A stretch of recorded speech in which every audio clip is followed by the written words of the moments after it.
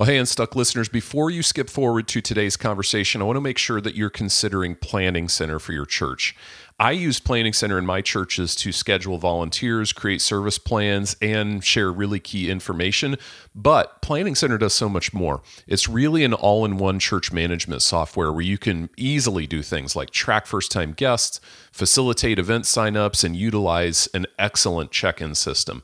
They also have a great online giving solution. Best of all, you can start using Planning Center for free. Visit planningcenter.com to get started. Well, welcome to the Unstuck Church podcast. I'm Sean, your host, here with my friend and teammate Amy Anderson. Today, we wrap up this series on 3 communication challenges for churches, and this final topic is one that we have some passion around, right, Amy? Yeah. Today we're wrapping up with a conversation about better communication with outsiders. Of course, people who are outside the faith and outside the church. And I had a great talk with Phil Taylor at PlainJoe Studios about best practices in storytelling, in branding, through that lens of what connects with people outside the church. That's good. Yeah, it's a great conversation. But before we get into that, we wanted to kind of tee up this topic with a challenge to church leaders. Because if they don't do this one thing intentionally, all of your efforts at branding and storytelling and reach strategies really won't land. And when we started thinking about this episode, we were sensing this tension. You can't improve the way your church communicates to reach outsiders unless you're personally connecting with people who are far from God in your own life, people who are outside the church and faith. Yeah, that's right. And, we've been in ministry, Sean. It can often be a challenge for people in full-time ministry, right? To stay connected to people outside the church, because over time, our world, it can just shrink down to almost exclusively knowing and doing life with other believers. And when we do that, like you said, we can lose touch with the people we're actually trying to reach. So we don't really know them anymore. So we're going to go through some reality checks to go through this. So the reality check number 1 is you will communicate better with outsiders when you understand their context. So are you spending time with anyone who doesn't know the Lord? And, Sean, for me personally, this was a lot easier for me when we had kids at home because their schedules, their activities, they gave us these regular intersections with people who didn't know the Lord. Again, both of us were in full-time ministry. So that put us alongside people who weren't going to church, weren't exploring faith. But as empty nesters now, it just requires a lot more intentionality. And I have to say my husband does this a lot better than I do.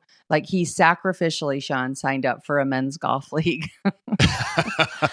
He does what he has to do. Way to take one for the team, Jay. I know. In all seriousness, though, as a lead pastor, he was actually pretty excited to drop into a group of men who didn't know what he did, and he could just be with them. And, until they ask that question, like, what do you do? But, he enjoys golfing, and it gave him a great opportunity to just connect with other people. And, that just reminds me, Sean, didn't you do that with hockey as well when you were in full-time ministry? Yeah, it's the same story for me. I was working full-time in a church, had been doing it for many years. My kids were really little at the time, so we didn't have those regular intersections yet at the ball field or at the hockey rink or other places. And I just looked around me and I recognized personally, and I felt convicted about it, I really don't know anybody who's not a part of our church. And I love the people who are a part of our church. Right. They're all great people, and they're great people for me to be connected with. But I knew I was missing something because I didn't have relationships with people outside the church and faith. And I had heard someone challenge specifically that you could do this in areas where you were already at. It wasn't something where you had to create something brand new. And so I grew up playing hockey, and I jumped back into hockey and started playing in a local league for old guys and got to meet some people who weren't a part of a church anywhere and develop friendships there. And, it wasn't as much of just the end result being inviting them to church. It was really beneficial for me to have some people and understanding of a context that was outside of the church context that I was in on a day-to-day basis. So that's right. Yeah, you can find that thing that you love to do. Like Jay found golf. Me, it was hockey. It could be something else. And intersect with people outside the faith there. Yeah, I like that you brought it up. It's not just about that invite to church, but you were in the Yeah. weekend experience. So as I worked with the teaching team, when you have Mm-hmm. those people in your head because you actually know them and you're doing life with them, you can Mm-hmm. help voice to them, in your teaching. Absolutely. Also reminds me of our friend, Pastor Chad Moore at Sun Valley Church in the Phoenix area. I Yeah. think it's been a couple of years now, but he launched Cigar Preacher, where he talks Mm-hmm. about, with people, things that matter the most in life. And it's for men, and men share it, and it's had just a lot of Mm-hmm. play, but it's just one of his intentional ways to stay close to those that he's trying to reach. Yeah. The point is here, we need to get out of our bubbles and meet with and know the people we're trying to reach. And Yeah. some pastors do this really well. And they also are good at leveraging their team to do this well. So what I've seen is some pastors, they just put a diverse team around them as they prepare messages.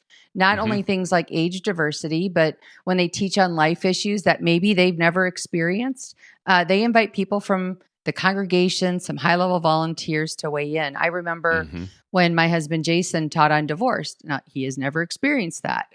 Right. But he wanted to talk about it, teach about it, help, a lot of our folks in our congregation were, in that situation. So he just invited Mm-hmm. some folks from our church to help them understand the real pain and the real struggle. And he listened to their stories, and they just had this front row seat that he had never had. And it made his teaching so much more relatable and able to connect with the people because of that. So That's good.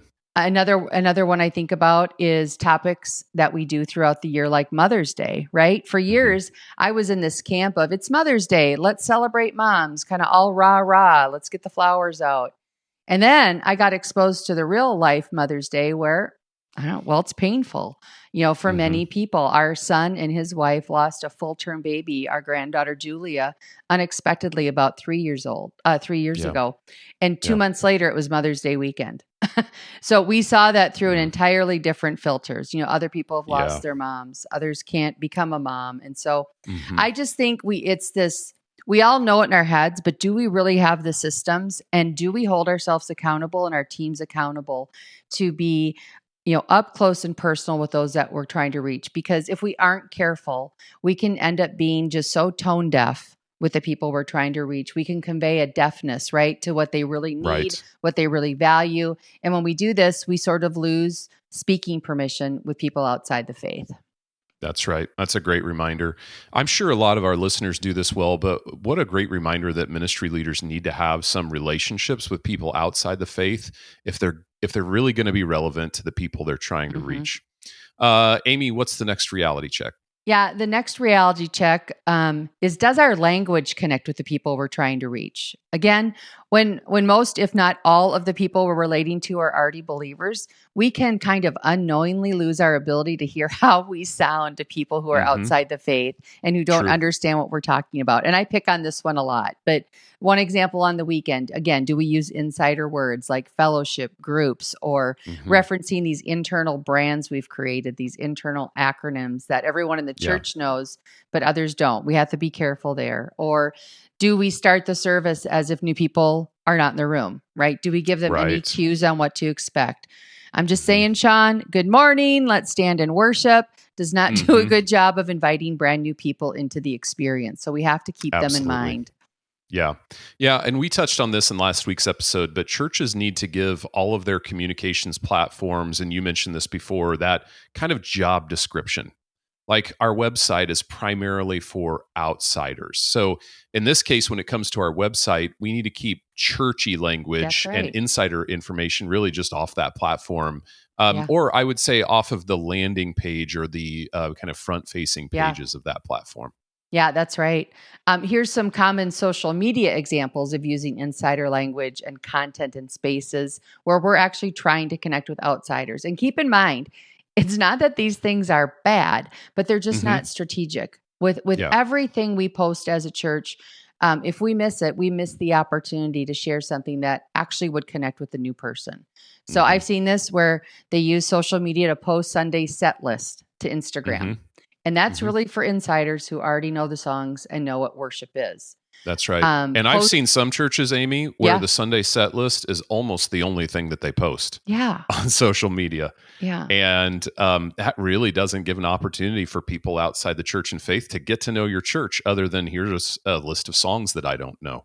Which So, all right, actually makes rant them over. feel like they don't fit, right? Exactly. Similarly, posting who's speaking this weekend on the homepage site. Mm-hmm. That's really for insiders who already know the pastors and probably have a Yeah. favorite, and it's just anti-productive. Yeah, sure. Yep. And I don't think many do this, but we have some of these Facebook pages where sometimes sensitive prayer requests about specific people can get posted. So again, you want to guard that. Make sure it's a private communication channel. So the action here, the discipline, is just to regularly audit all of the communication channels that you have that could feasibly be viewed by someone who's outside your church or the faith, and evaluate what wouldn't make sense to them. What would maybe push them away instead of drawing them in? Yeah. All right. Well, hopefully we've done a good job of setting up the tension and maybe creating a little tension for the listeners themselves as we did this. So let's dive into our conversation with Phil Taylor from PlainJoe Studios on some of the best practices for communication with outsiders. Our focus for this episode is on how churches can improve the way they communicate with, outsiders, with people outside the church, but more specifically with people outside the faith. And we've been talking about just how critical it is for church leaders to know people outside the faith and understand their stories if they want to get better at communicating the gospel. So just curious, what are some of the missteps you most frequently see churches making in this area? Like, what makes you cringe when you see it besides a 12-word name of a church? Yeah, well, that's definitely one of them. But I think one of the biggest things that we'll often talk about at PlainJoe Studios is that a church really needs to be conscious of telling a consistent story across all platforms, right? So your building, your website, your logo, social media, print media, signage, the T-shirts that the volunteers wear. It should all be telling the same story. And I think when a story is confusing or inconsistent, I think you feel it, even if you don't notice it consciously. I think it really becomes that kind of subconscious thing. And so I think consistency is super important in your storytelling. We've worked a lot with a church in Indiana called Granger, which I know you're familiar with there. And we rebranded them a few years ago. And then they came back to us and had us update their lobby and kids spaces. That just opened within the last couple of months. We did all their new signage and all of that stuff. And it looks amazing. It looks so good. But they actually came back to us and said, hey, now that we've got like this new brand and our building feels fresh, our website kind of needs to be telling that same story. And we said, yeah, you're absolutely right. And so now we're actually updating their website to match the look of their building so that their digital spaces are telling the same story as their physical spaces. And so I think it's just super important to be consistent with all of that. And I think another thing that people really overlook sometimes is just really recognizing that as we approach our communities, we really have to do so like missionaries going to an unreached people group. I think so That's often right. we don't see that because we live in what is sometimes called a Christian nation. But, I came of age in kind of the emerging Gen X church planting movement of the late 90s and early 2000s.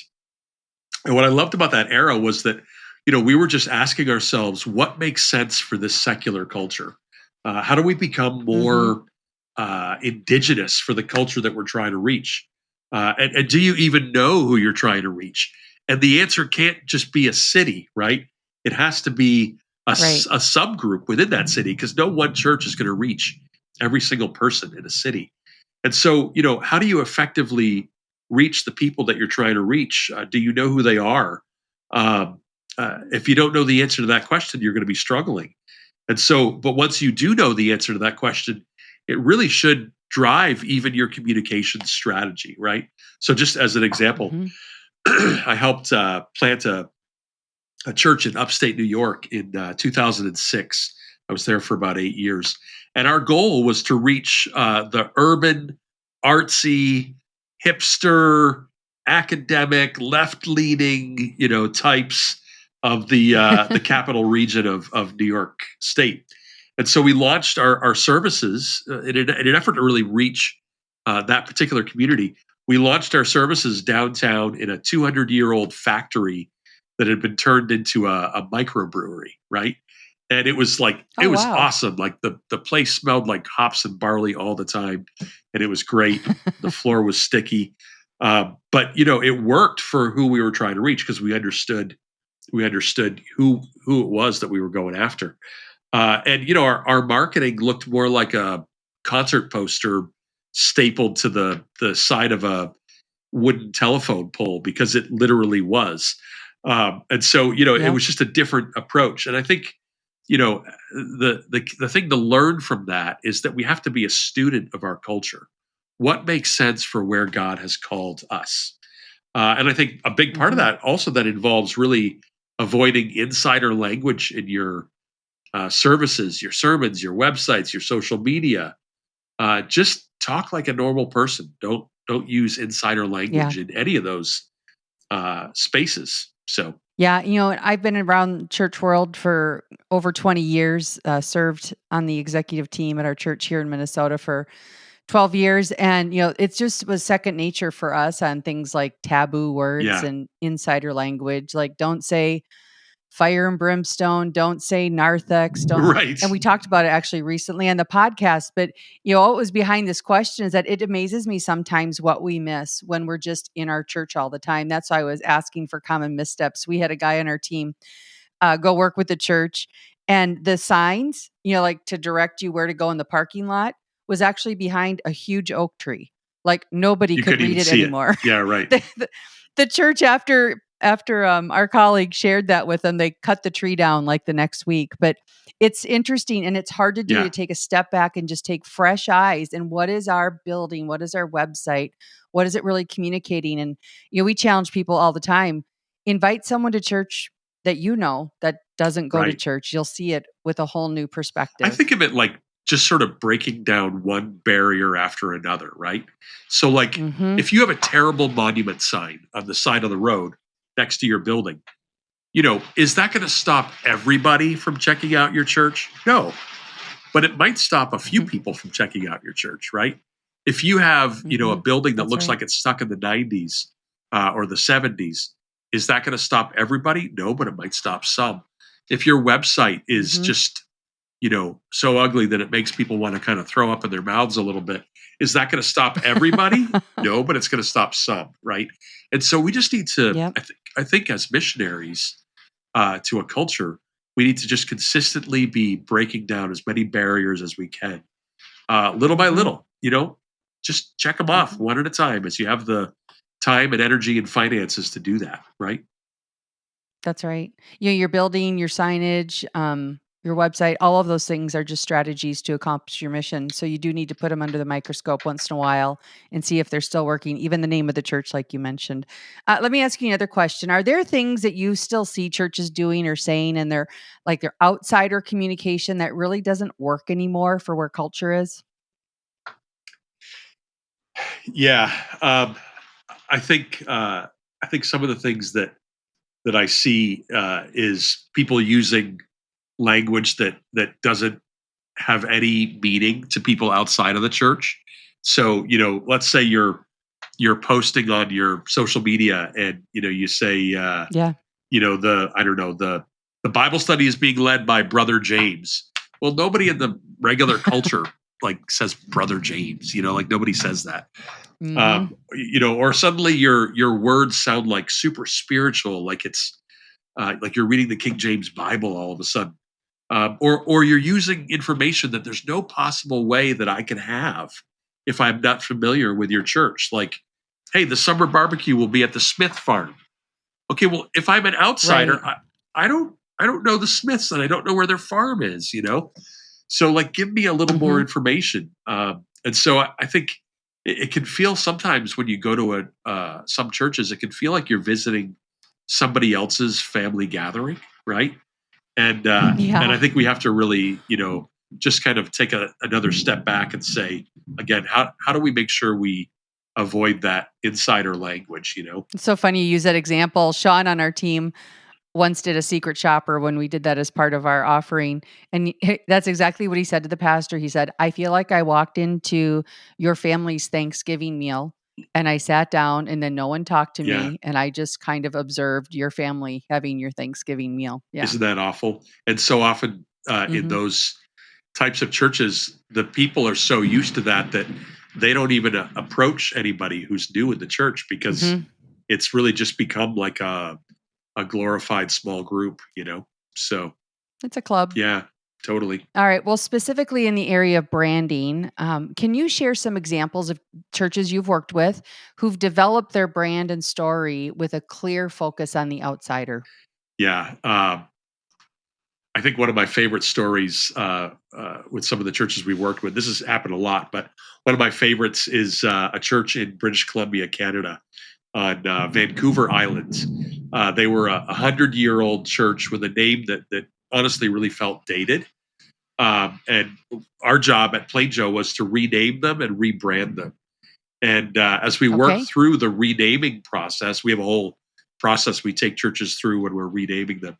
But as we work through that renaming process, we talked a lot about how they were really focused on their island. They're on an island, and so they're super focused on that. They're not trying to reach the city of Vancouver on the mainland. They're not trying to have campuses over in the big city across the water. They're really focused on the island, and they wanted to reach the island. That was that was the mission field that God had given them. And so everywhere on the island, wherever you drove, you saw the shape of the island everywhere. Like it was used in everything from a coffee shop logo to like the logo on the side of a plumbing repair truck. Like that shape of the island was just everywhere. And so it just became really clear that these people love their coastline, like the coastline of the island. It's had a very distinctive shape with all these interesting bits to it. And so we ended up changing the name of the church to Coastline Church. That was their new name. And it just made so much sense for who they were and who they were trying to reach. And then, of course, we did a really fresh logo treatment and all new signage. And then we came up with this tagline for them, on the island, for the island, since 1923. And so we played into their history of being there for 100 years, but we made it clear, like, we are on the island for the island. And actually, if you go to their website today, coastlinechurch.ca, you'll see that is the first thing you see, on the island, for the island, since 1923. And they're a great church doing amazing things there in British Columbia. But they use that tagline everywhere. Yeah. How did the rest of it play out in the story brand? Like when it came to like the spatial design, did you do work there as well? Yeah. So actually, that was a really interesting piece. As we were working on some of their spatial work, we identified that their building, when it was built long ago, of course, several buildings built over 100 years, but sort of what you would think of as the front of the building was on this very quiet city block with a residential building next door. And, there was very little parking over there. And as the church had grown and expanded, their parking was on the other side of the building. And then, interestingly enough, directly across the street from that parking lot, the city had built a big hockey stadium. And so here you had like 10,000 people coming in for hockey games and concerts. But when they looked across the street at the church, they were looking at the back of the church. Right? Interesting. And so we said, well, wait a minute. What if we just flipped that and we made the back of the church the front of the church? And so that's actually what we did and what they did. And so we, we created this, helped them create this whole new entrance. We did this amazing, concept of a mural on the side of the building that utilized all their branding components. And it just turned out so well. I actually was just looking on their Google pics earlier today, and I saw that a few people had posted pics of that. So it's you can see it, you can find it online. But it just turned out so well. But the important thing is that it's outward facing to where all these people were coming for these events, right? Yeah. And so now they go there and look, you're going to look across the street and go, man, I'm not much of a churchgoer, but that place looks cool. Like that looks like that's an interesting church, So it just fits so well in this downtown urban fabric of Victoria British Yeah. Columbia. So anyway, that's a great example. It's so funny. I worked with a church here in Minnesota, and they probably need PlainJoe when the time is right. They've got such a challenge because as you drive, it's a very old church. They're so mission minded. They are so externally focused now. But when you drive up to their property, you see a very traditional kind of steeple, and it's a cemetery Yeah. all out Oh, front, and they yeah. have very little options. I think someday they might move their church Right. because of the inability to communicate who they are Yeah. effectively at the outside of their That's building. tough. One more question on this. So you said this is coastlinechurch.ca Yeah. for our listeners if they want to check it Yeah. out. What about the digital side of things? So tell me just a little bit about how you incorporated story and branding through their digital spaces. So we didn't focus on their digital spaces, but I think Okay. the general idea when we're talking about digital spaces is to really ask yourself, kind of put your website through a bit of a external audit. Like ask yourself, Mm-hmm. if I'm just viewing this website through the eyes of an outsider, somebody who's not familiar with the church, perhaps not a believer, is it clear that this church is not, Mm-hmm. this internal thing that's just focused on itself? So, Mm-hmm. how do we set the tone for those who are not familiar with our church? Try to read through every single page on your website with the outsider in mind. Is it geared for a visitor? Can I even find an address? I'm always shocked at how many church websites I go to where I literally like spend 5 to 10 minutes just trying to figure out where the heck they're located. I was on this one website Yeah. where they kept talking about how they were really focused on reaching the South Central region, and that was all over their website. South Central region. They had it on half a dozen pages, and that vision was super clear. They cared about the South Yep. Central region. Problem is there was no city and no state listed anywhere on their website. Yeah. And I'm like, well, there Yeah. could be 15 South Central regions in the country, And so I'm like, what state are they in? I finally figured out, I'm like, okay, giving page. Let's take a look at their giving page. Down at the bottom of their giving page, there was like this little note that said, if you would like to mail a check to the church, here's our physical address. That was literally the only place that I could find Wow. their actual Yep. physical address. And I thought, man, Yeah. that's such an easy fix to remove that Such barrier. an easy fix. So anyway, yeah. Mhm. So you could do a website audit on your own for some really basic things, or you can come to a company like PlainJoe and have us do that with Mhm. you. But the important thing is that you really just put some eyes on your website through the eyes of a person who doesn't understand who you are, where you are, what you're doing, etc. Great advice. Great advice. All right. Well, thank you for joining us today, Phil. You've got a captive audience. Any final thoughts you have on this whole thing about communicating with outsiders, on storytelling and branding? Yeah, I think, really, I would just implore pastors and church leaders to return to being a missionary in your community, your city. Really take a deep look at the barriers that you may be unintentionally maintaining between you and the non believers in your city. Really ask yourself, what does this community need that we can provide? And then begin to cast a vision to your people that the gospel demands that the church be concerned about the outsiders, not just the insiders. And so the reason why you might spend a couple $1 million on a building that is stuck in the 1990s and you're updating it is not so that you can attract people from the church down the road. They already know what an old church smells like, and it doesn't really bother them. The reason why you do it is to remove the barriers between your church and the people you're trying to reach for Christ. And I think that's worth it. So we at PlainJoe, we get to the privilege of doing that with churches all over the country, and it's just such a blast to be able to come alongside of great churches that deserve a great and fair shot, and they just need a little bit of help. So. Well, Amy, that was another great conversation to this series of podcasts. Really appreciate Phil's insights there. And we say this a lot around here when we're talking about reaching people, and I love that we emphasized it well. We need to be continually thinking like a missionary. Yeah. Yeah, and the simple challenge to keep removing barriers for people outside of the church, I love that. I loved that too. Mm-hmm. And here were just a few of my key takeaways or really confirmations from that conversation. One, you need to regularly audit your brand and your web presence. Phil emphasized the importance of conducting a website audit to ensure it's accessible and informative for outsiders. And he suggested that churches should view their online presence through the eyes of someone unfamiliar with their Yeah, community. We've been talking that's about good. that. And I think Mm-hmm. this needs to happen really minimally, do it annually. I don't know about you, Mm-hmm. Sean, but I think websites have a tendency to face complexity creep or get Oh, neglected yes. over time. And Mm-hmm. both situations can lead to an unclear message that's unfriendly to new people.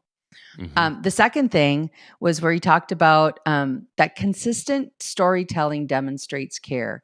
Phil highlighted the need for consistent storytelling across all outsider platforms, including websites, social media, and physical spaces, to create this cohesive and welcoming experience for newcomers. Mm-hmm. It can be jarring for a new person to have checked you out online before they visit. And by the way, they will do that.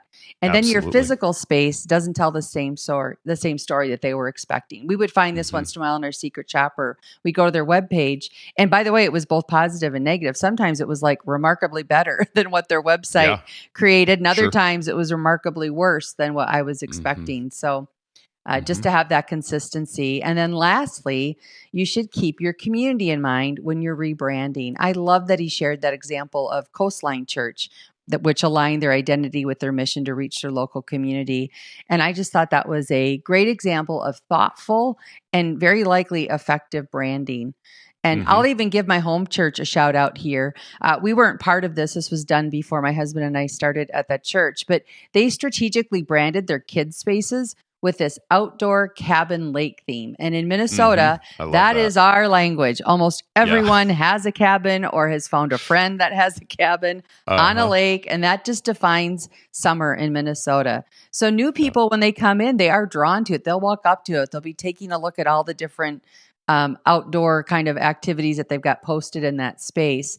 So they're drawn to it. They think it's amazing. And it's clear this is not the school style classrooms that many Minnesotans likely grew up if they went to church as kids. So just keeping your community identity in mind as you brand. I thought that was great. And it was a key takeaway for me. Mm-hmm. And just by the way, before we close, if you want to connect with Phil or learn more about PlainJoe, you can check them out at PlainJoeStudios.com.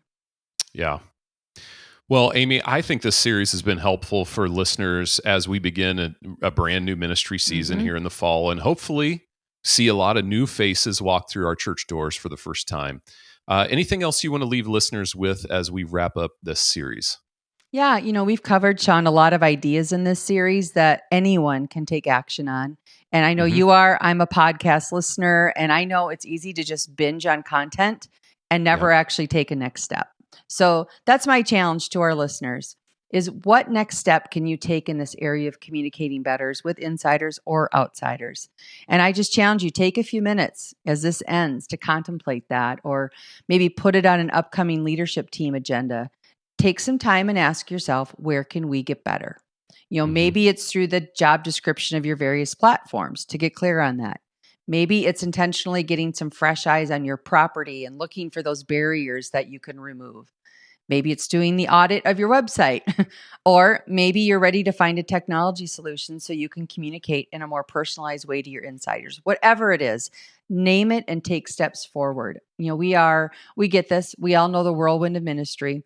So name it and do something. It really takes so little to be above average in this area of communication. And you guys, you've got the best message in the world to share. So don't let easy, fixable solutions be a barrier to sharing that message. Yeah, very good. Well, thanks for joining us today for this episode of the Unstuck Church podcast. And don't forget, you can find the show notes and additional resources for today's conversation at theunstuckgroup.com/podcast.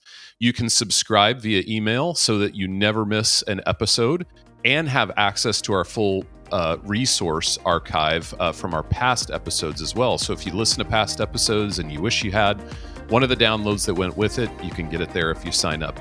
We're back next week with one of our favorite topics that we cover every quarter, fresh benchmarks and trends from the latest edition of the Unstuck Church Report for the third quarter in 2025. We hope you'll tune in, and we'll see you next week.